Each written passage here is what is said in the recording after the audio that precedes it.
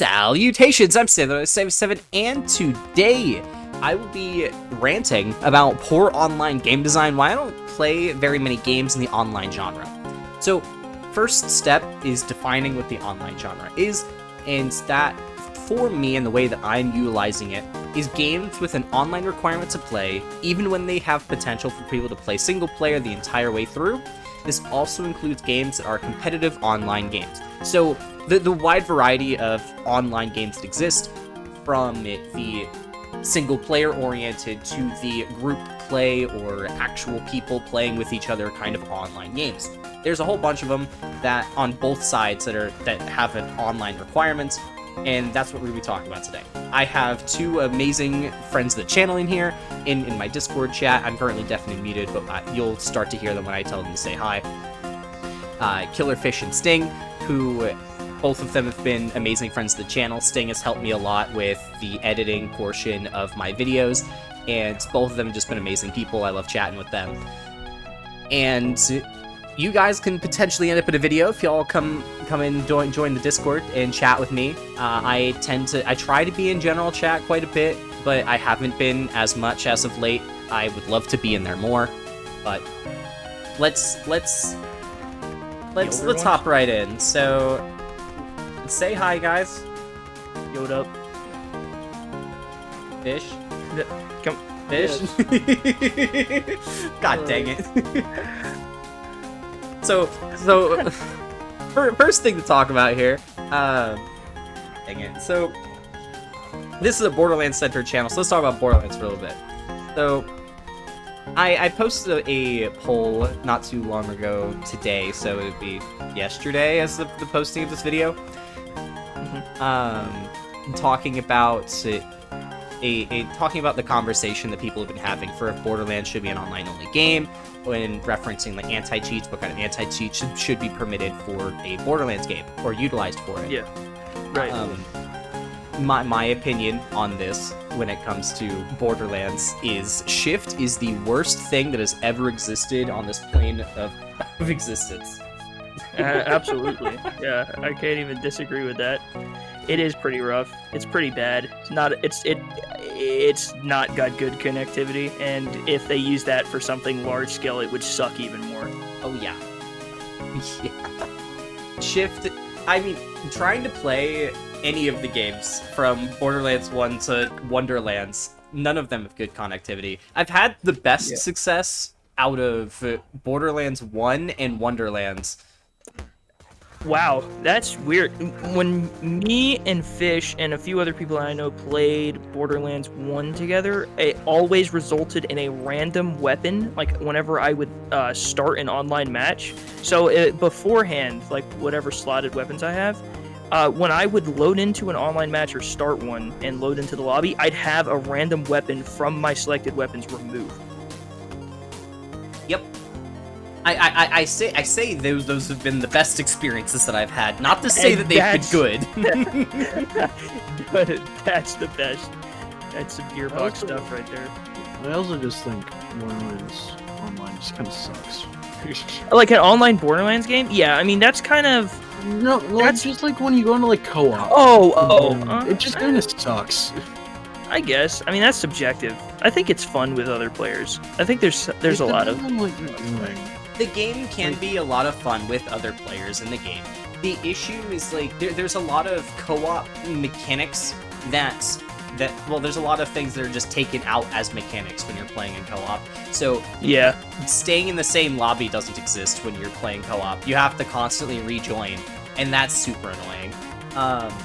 You should be able to just stay in the person's lobby, I would think. Yeah. There are plenty of other games that work that way.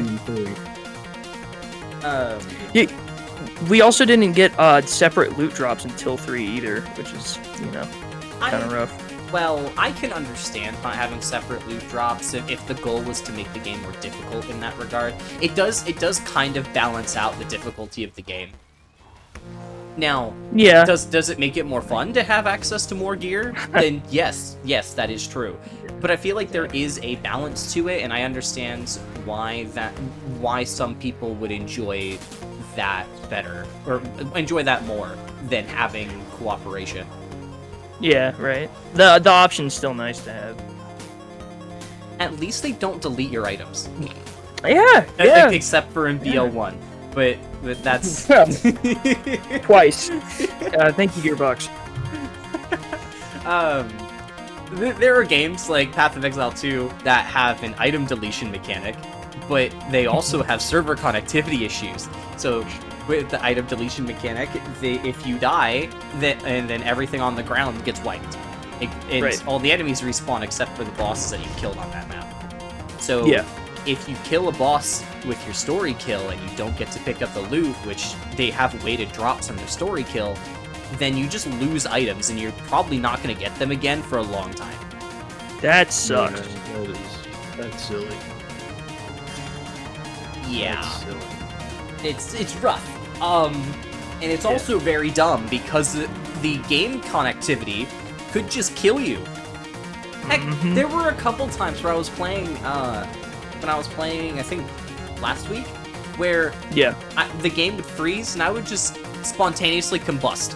I just spawned into a map, my game would freeze, and then I would load in, I'd be dead, there was nothing around me, there was no enemies, and I'm just like, I literally couldn't do anything. Imagine if that happened during a boss fight. Yeah, that would be terrible. I remember when you showed me you were playing it live. One frame, big spider appeared. Next, like a little bit later, it showed that you had a status effect, and then that was it. Couldn't do anything in that period of time. Yup. So yeah, it's ridiculous. And if that happens after you kill a story boss, oops, bye-bye loot. Huh. Right, yeah, that's a skill issue, dude. It's the antithesis of a skill issue. It is a game issue. The game literally just decided to kill you, and you couldn't do anything about it. No, yeah, it sucks that results in you losing gear, because I could see how a lot of people are just like, oh, I haven't experienced that, so it doesn't exist, and they just think that it's somebody making up excuses, but yeah, no. Yeah, that happened to me when I killed my Act 2 first boss. When I killed the first boss of Act 2, it was just like, I killed the boss, and then it's the one where all the, for people who played the game, it's for the one where if you get all the way to the back of the area, all of the arrows start raining down on you. And I killed the boss. My game froze, all of the enemies jumped down and killed me while my game was like frozen because of server desync. And I died. I lost 2 orange text pieces of gear, my first time ever seeing the rarity. I died, and there was nothing I could do about it. And I went through the entire map, and I sweeped everything that run. I had 0 issues. Everything died within like a couple seconds, and I had somebody else watch me as I went and refought the boss later on when I was playing. Yeah. And I sweeped the boss. He was sitting there impressed as to how well I was dodging the boss attacks. And I sweeped the boss. It was really easy. It took me like less than a minute to kill the boss. And the game froze during the story fight, and I lost 2 orange text pieces of gear. I go back and I get blues and nothing else. I'm just like, okay, I guess I'm not getting any of the loot that I wanted from the boss. Then, yeah. How did you get that? You know, in like if you refer back to you were talking about if there was like a Borderlands live service game, it would be like that. But with Borderlands, where it's like, that's like a big driving point of the game. Borderlands has a pseudo-similar issue where if you're playing cooperation with somebody and you kill a boss and you get kicked, oops, there goes your gear. Yeah, that is very annoying. At least you can recover from that, where bosses, I think there have been a couple historically that have like a story drop. But for the most part, they're just dedicated bosses. You go back and kill that boss again, and you still have the same likelihood of getting that drop as you did with that initial kill. Is it going to suck that you just watch that item disappear? Yes, but at least when you come back, you're getting the same drop rates. In PoE 2, story kill is weighted to give you better stuff. Right. Yeah, that would, So it would handle it better in that aspect. But also, and this is just a personal opinion, I feel like most games that start off non-live service and then move towards live service aren't good, aren't particularly great. And I don't think Borderlands would actually work that well as a live service game. I think you would literally just get, like, Diet Destiny. Well, Borderlands, as like the live service understanding, has been done before with the hotfix system in Borderlands 3, where every so often they would give us a hotfix, or like every week they give us a hotfix, and every once in a while they give us a big patch. Minecraft is a live service game. They're constantly updating the game. That's really what live service by itself means, is just giving these updates.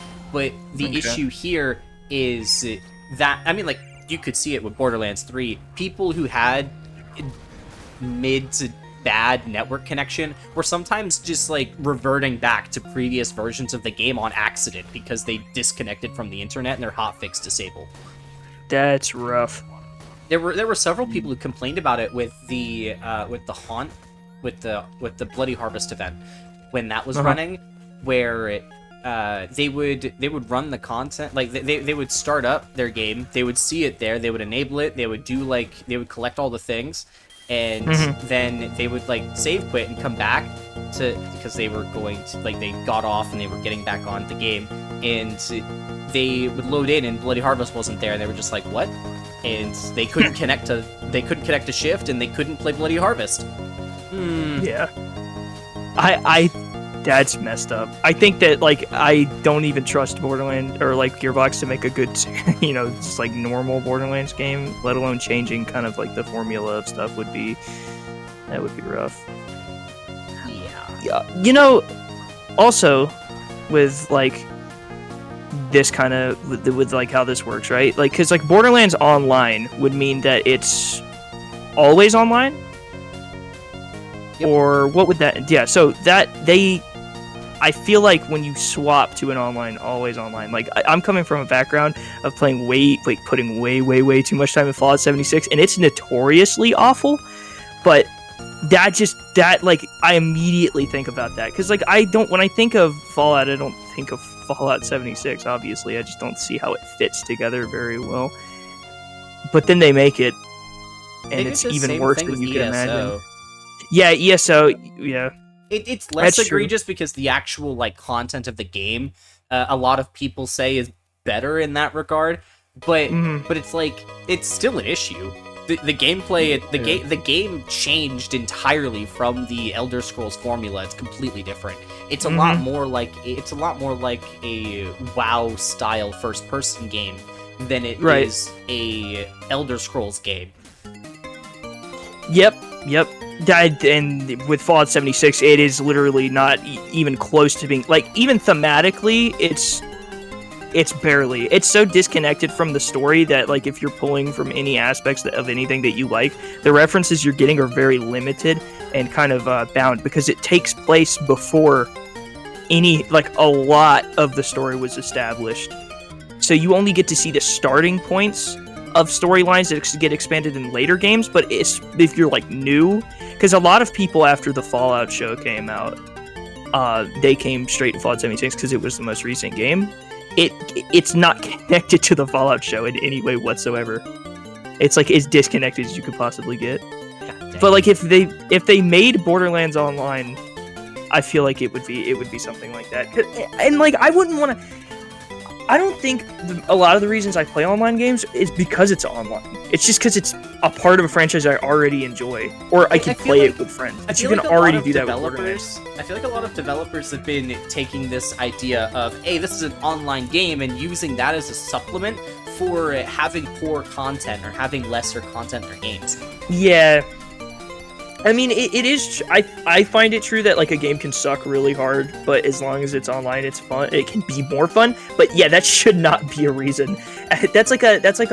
It's kind of the same approach with people who make movies, and then you get movies that come out that they're so bad they're good. That's not intentional. You can't do that intentionally. Making a game terrible or not putting much effort into it, and then being like, but it has online. Yeah, it's not there. It doesn't work.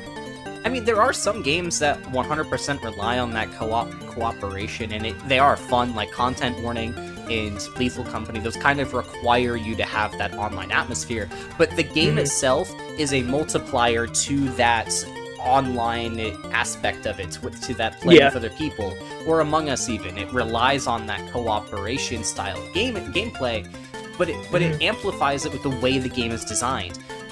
Games like ESO and Fallout 76, they take what was once a single-player formula and apply an online filter to it, and they're like, oh, this online filter can remove some of the content that we need to spend money on, so we remove some of this other stuff. And it's like, I mean, that's exactly what they did when they launched 76. They were like, there are no NPCs. What? Excuse me? Are you freaking insane? We're gonna take out a core feature of the game because there's other players, and they'll supplement for the NPCs, which that doesn't work.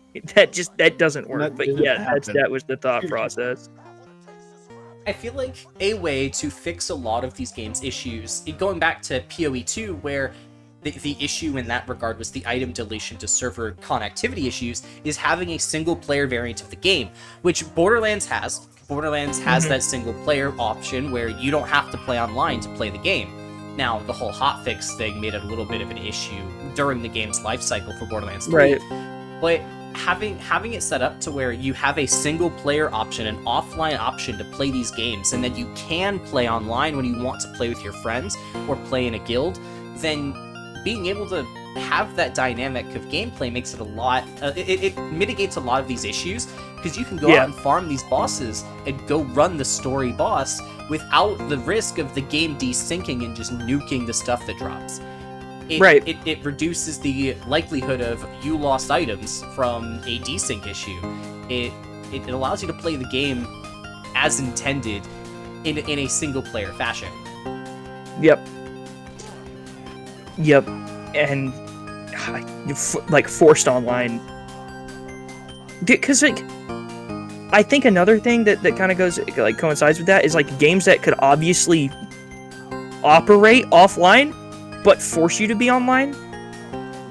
The biggest example of that I can give is I mean Fallout 76 doesn't have to be online, but Payday 3.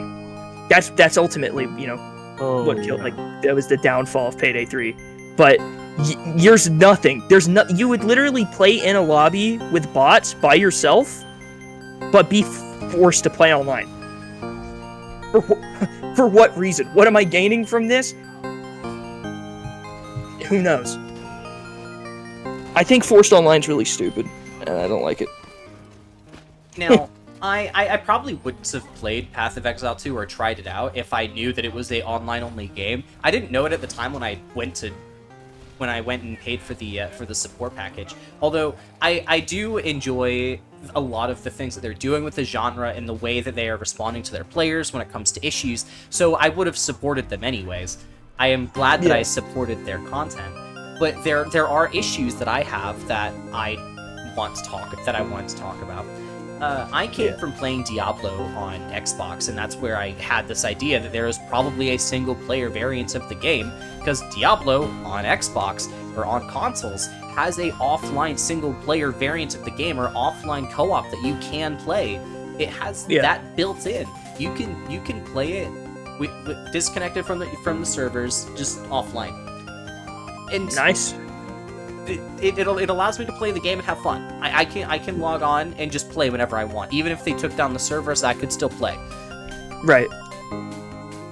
I'm not losing a game when the servers go down. I'm not losing gameplay or items because a server desync. I'm still just playing the game. Now, Diablo has its own issues, like the PC variant. I'm never playing Diablo on PC because it has huge anti-cheat and TOS issues, covering kernel of anti-cheats, where they are extremely invasive to your device. They have the capability to take data from all facets of your computer, from the processes that you're running to the things that you're looking up on your browser, to the game, to other games that you're playing, and the information from those games. Are they using all of that information? Are they taking all of it actively? No. But they have the capability to do it, which is an issue to me. I find that to be a huge security issue, so I'm not going to play these games. That would be like having a gun hung from a string above your head at all times. Is it loaded? No. But it's a gun. Yeah, I wouldn't trust that.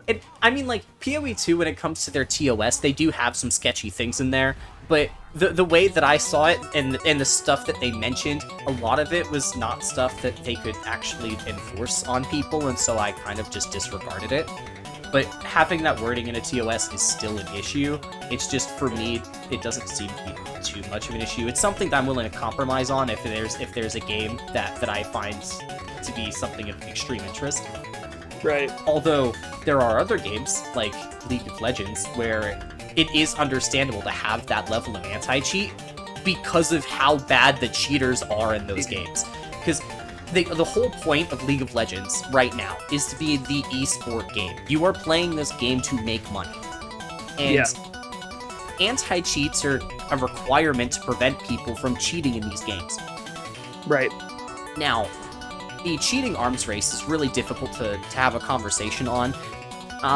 There's this whole, like, back and forth between anti-cheat and cheating producers, where it started off as simple injection methods where you would just, like, shove data into the game from an application, which is why they started checking applications, their application data, and then they were like, oh, well, if you're just gonna check this application data, we're just gonna make it a higher requirement to access this data. And the anti-cheat's like, well, we're just gonna ask for higher requirements to access your data. Okay, and then they battled until kernel level, and then the cheats have now started giving you, like, separate boxes where you can have, like, a you know what a Raspberry Pi is? You take one of, like, you take the equivalent of one of those, you plug it into your device, and that has all the cheats loaded up on it, and they can't access it because it's a separate device. Now the kernel level anti-cheats are worthless. Okay. That's the cheat versus anti-cheat arms race is one of the most horrendous things that has ever happened. Both of them are extremely invasive software and should never be installed on your device. But they're combating with each other to become more invasive. And I've even seen issues online where people have installed 2 different anti-cheats at this level, and they start fighting each other. That's crazy. Like, what the heck? It's like League of Legends. I can understand having an anti-cheat, but the invasiveness of the anti-cheat is why I will never play the game. I understand why they have it, but I'm not going to play it. And that's as simple as that. But when it comes to single-player games, or games that have a option to be 100% single-player, why the heck do you have a kernel-level anti-cheat? Diablo. Yeah. Why the heck do you have a kernel-level anti-cheat? Elden Ring? Freaking Elden Ring has a kernel-level anti-cheat. That's so strange. Yeah, that should only be a requirement if you're gonna play online. Now, because then you can at least enjoy the game and evade having to deal with that stuff. In all fairness to Elden Ring, though, it is easy anti-cheat, which has an option to disable the anti-cheat when you install it. And when you disable it, you can play offline. You can play the game offline without needing to have the anti-cheat installed.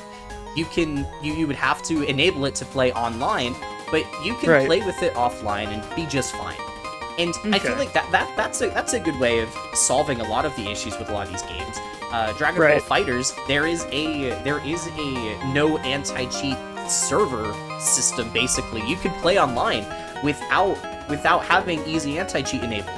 You can disable it. You can disable all of the anti-cheats for the game. It's a fighting game. It's a competitive fighting game. You can disable the anti-cheat and still play the game.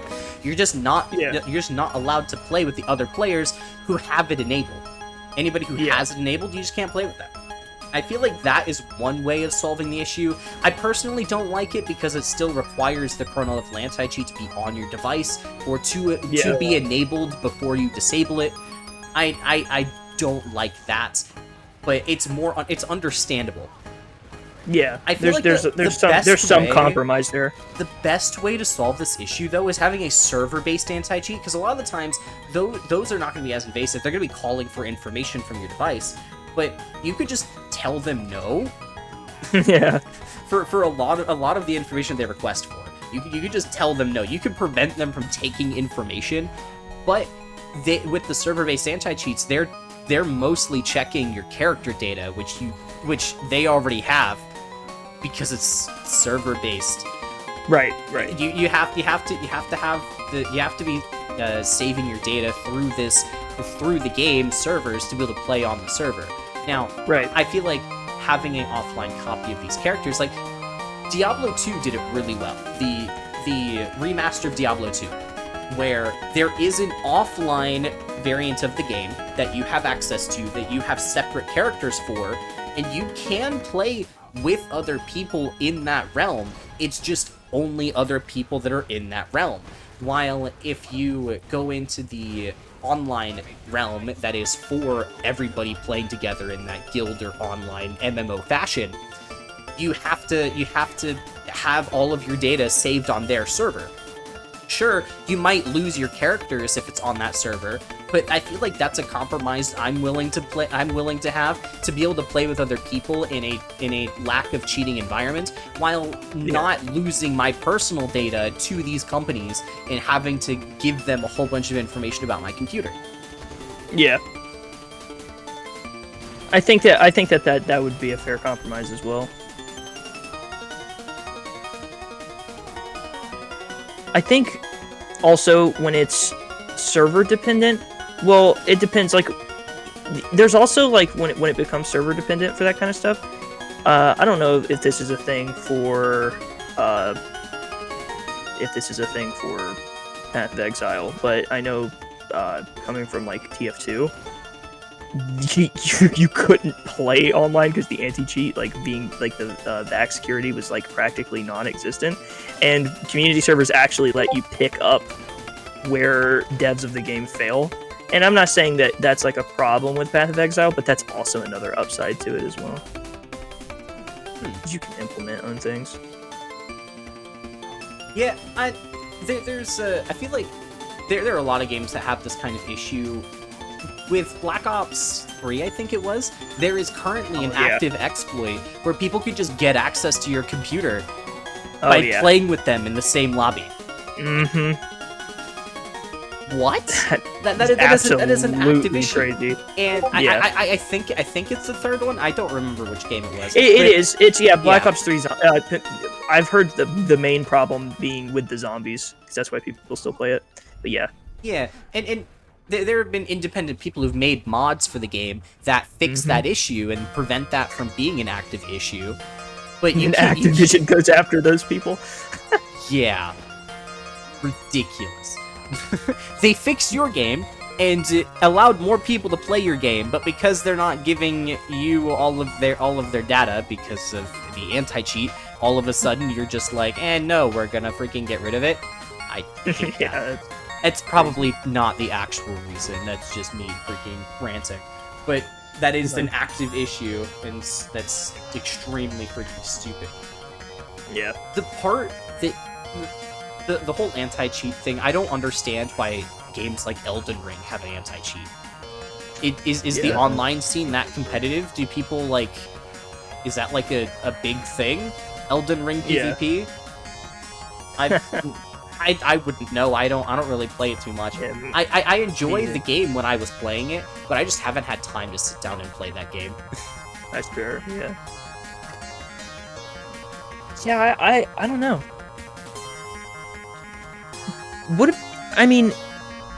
I also feel like what kind of anti-cheat you have should be like, it's kind of like a response thing to where you would only want your...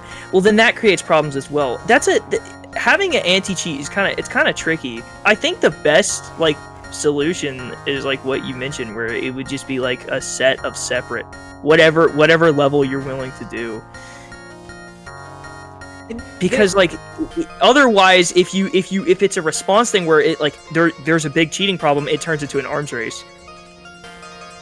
There are games that have anti-cheats that are not kernel level anti-cheats. There are smaller level anti-cheats, and a lot of them are pretty safe. I find that there have been anti-cheats in the past that have been it just takes in-game data and it may be client side, but it does just take your player data, and it doesn't have access to anything else other than content from that folder. Right. And so those work just fine. I'm cool with those, and those remove a lot of the base level cheaters that you find in a lot of these games. Now, games like Siege, you're gonna find a lot of cheaters because a lot of people like to cheat in those kinds of games, and their anti-cheat, well, it does kind of suck even for what it's supposed to do, but their anti-cheat, it is kernel level, so a lot of the baseline cheaters don't play the game or don't cheat in it because they don't have those tools to just cheat in it. Now, there have been a lot of tools that have come out that allow them to just simple click and start cheating, but from a lot of the things that I've seen, that hasn't been as rampant of an issue, and it's a lot of the higher-end higher-end cheats, or like Raspberry Pi style cheats that have allowed people to cheat in that game. So it weeds out a lot of the people who aren't going to take it that far. Now, false positives with anti-cheats are another huge issue, because there's a lot of people who not a lot of people, the number is growing, but there are people who use Linux as an operating system to play these games. I love Linux. Linux is my bread and butter for my operating system. I love playing with it. And there are a lot of games that I simply can't play because the anti-cheat's like, you're using Linux, we don't like you. Bugger off, jerkwad! I just want to play your game. You're trying to support our game. Actually, screw you. That's messed up. And there have been plenty of companies that have actively started banning Linux operating systems from playing their games. Like that's why I brought up Siege originally, to segue into this. Siege actively bans Linux players because they're using Linux, not because they're cheating. They actively look for Linux and ban them. Why? That is crazy. Well, Linux detected. They have taken it as a common thread of, hey, people are using Linux to cheat in our games because Linux prevents us from taking personal information. It is a lot more difficult for a lot of these anti-cheats to utilize information from a Linux operating system, just simply because a lot of them are designed for Windows, which is the most common operating system. Yeah. But because of that, cheaters have started utilizing Linux and soiling the name. That's messed up. And so they have taken to be like, this is a common thread of people who are cheating. Yeets.